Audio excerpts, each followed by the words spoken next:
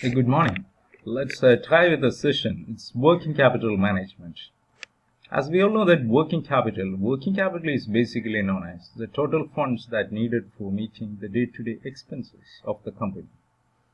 The different expenses like the payment of materials, payment of wages, payment of salary, payment of a lot of other day-to-day expenses are there occurring in a company. So you need some amount to meet all these expenses. So the minimum amount of fund that needed for meeting all these day-to-day expenses, it's known as working capital. So managing the day-to-day requirements of the business by way of finding out the optimum level of the investment that needed in the business, that's known as working capital management. So from the financial perspective, working capital is basically known as the difference between current assets and current liabilities. As you all know that what are the current assets, and as you all know that what are the current liabilities.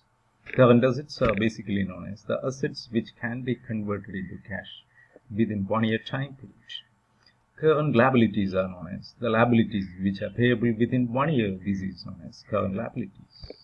So working capital management, it's just a play with all the short-term assets and short-term liabilities to meet all the day-to-day expenses. That's known as working capital management.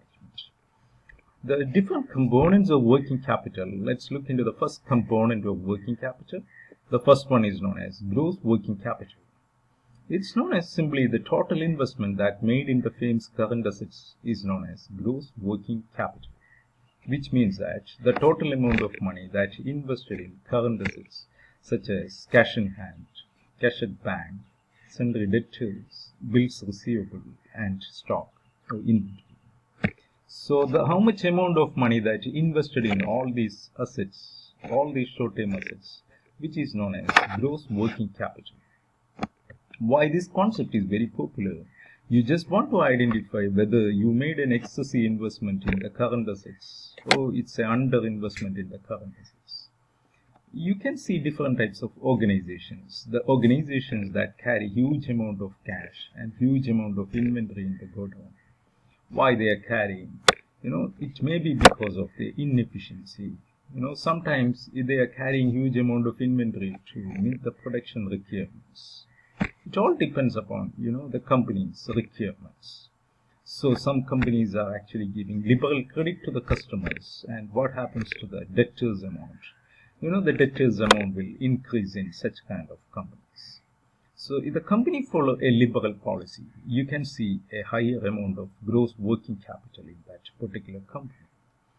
So gross working capital is basically used for one purpose, to optimum investment, how much amount of money that invested, optimization of investment in the current asset. That's the basic purpose of gross working capital. Let's look into the second concept of working capital, that's known as net working capital. Net working capital is basically known as the difference between current assets and current liabilities. This is the second concept of working capital. Current assets minus current liabilities. And if the current assets are more than current liabilities, you can see a positive working capital. In some organization, you can see negative working capital. What does it mean? The current liabilities are more than the current assets. That is known as negative working capital, which means that creditors, bills payable, and outstanding expenses are more than the current assets. That also you can see. So if the working capital is positive, it shows, second one, the liquidity position of the firm. Liquidity position of the firm is very sound if the NWC is positive. The NWC is negative means liquidity position is in a dangerous position. It's in a dangerous situation. These are the two concepts of working capital. The first concept is known as GWC, gross working capital, and second concept is known as net working capital. GWC focus on the optimization of investment in current assets. What is the meaning of that? How much amount should be invested by the particular company in each and every component of current assets. That is the purpose of calculating GWC. You can trace and track, how much amount of money that invested in each and every current assets separately, whether under investment or over investment made by the finance manager. You can check it out. That's the purpose of GWC. But net working capital is actually focused on the liquidity position. It is simply known as the difference between current assets and current liabilities. The current liabilities are more than current assets. The company is in a dangerous situation. Their liquidity position is not very sound. That's what you can understand from NWC. And the next concept is known as operating cycle. This is a concept based on time period. There is a lot of time taken for some activities, doing a lot of activities. So basically, there are different activities taken place in a company. Buying the material is one activity. Manufacturing the product is another activity. And making the payment of cash for buying the material is another activity. Then selling the product is one more activity. And finally, collecting the cash from the customer is another activity. So there is a time gap between all these activities. There's a time gap between all these activities that's known as cycle. So operating cycle is basically known as that what's the time required for converting the raw materials into sales and the sales into cash. The time required for converting the raw materials into finished product and finished product into cash.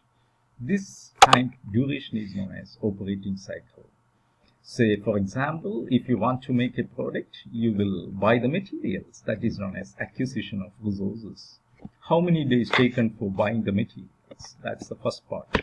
And second part, how many days taken to manufacture the product? Sometimes the inventory may be sitting in the godown for a lot of time, and then only they will produce the product. So the total time taken to manufacture the product. Then the next one is, after manufacturing the product, then you need some days to sell the product. That is the third activity, sale of the product.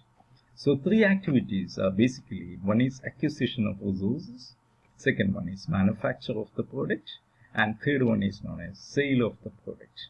This is the total time taken for converting the raw materials into finished product. So there are two components coming under this operating cycle. The first one is known as inventory conversion period. This is what actually mentioned here. The total time taken for converting the raw materials into finished product is known as inventory conversion period. Once the product is ready, then you are selling that product. Then the next activity is very important. The total time taken for collecting the cash from the customers. That is known as debtors conversion period. So this sum of all these two things, are actually known as operating cycle. The first one is known as inventory conversion period. The total number of days taken for converting the raw materials into finished product. It is known as inventory conversion period. Okay, and from this finished product to cash, that you are selling that product and collecting the cash from the customers. So how many days taken for converting the finished product into cash? That is known as debtors conversion period. So the sum of these two things are known as operating cycle. Inventory conversion period plus debtors conversion period is known as operating cycle. In some organization, you can see an operating cycle of 190 days, which seems to be very lengthy. The total time taken for converting the raw materials into cash is 180 days. 180 days means in a year only 2 operating cycles. Say, for example, in aeroplane manufacturing companies and all, the operating cycle seems to be very lengthy. Some consumer durable products, operating cycle, see it, 90 days, 60 days, 60 to 90 days operating cycle you can see. It all differs from one industry to another industry. So whenever the operating cycle seems to be very lengthy, the manager can interfere and they can take the necessary steps to reduce the operating cycle days. That's the purpose of operating cycle calculation. This is the third concept of working capital. So there are three concepts. One is gross working capital, which focused on how much amount to be invested in each and every current asset. That's the purpose of this particular concept. Net working capital focused on the liquidity position of the company. If the liquidity position is very dangerous or not, you can check it. That's the purpose of this concept. And third one, how much time taken for converting the raw material into finished product into cash. Everything you can monitor, and you can reduce the length of operating cycle to bring more efficiency in the company. That's the purpose of operating cycle. Thank you.